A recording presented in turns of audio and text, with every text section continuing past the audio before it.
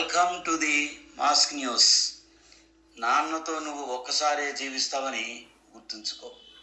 4 సంవత్సరాల వయసులో నాన్నగారికి అన్నీ తెలుసు. 5 సంవత్సరాల వయసులో నాన్నగారికి చాలా విషయాలు తెలుసు. 8 సంవత్సరాల వయసులో నాన్నగారికి కొంచెం తెలుసు.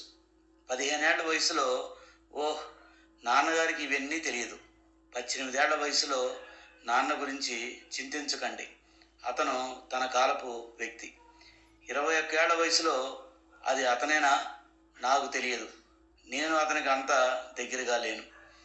26 ఏళ్ల వయసులో ఇది నా నిర్ణయం, అతన్ని అడగాల్సిన అవసరం లేదు.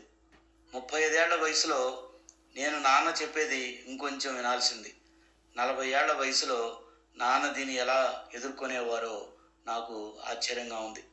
50 ఏళ్ల వయసులో నాన్నగారికి అన్నీ తెలుసు, కానీ నాకు అర్థం కాలేదు. 60 ఏళ్ల వయసులో నాన్న ఒక హీరో.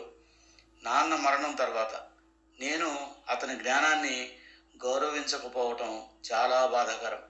నేను అతనితో ఎక్కువ సమయం గడపాల్సిందిగా బాధగా ఉంది. ఇప్పుడు నేను అతన్ని ఇంకొంచెం సంతోషంగా ఉంచాల్సిందని చింతిస్తున్నాను. నేను అతని నుండి చాలా నేర్చుకోగలిగాను. నేను తప్పు చేశాను.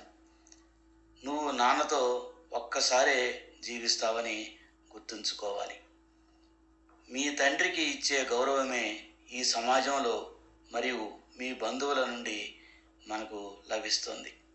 అర్థం చేసుకుంటే జీవితం మనదే. Thank you very much for watching the mask news. Please subscribe, like, comment and share this channel. Thank you very much.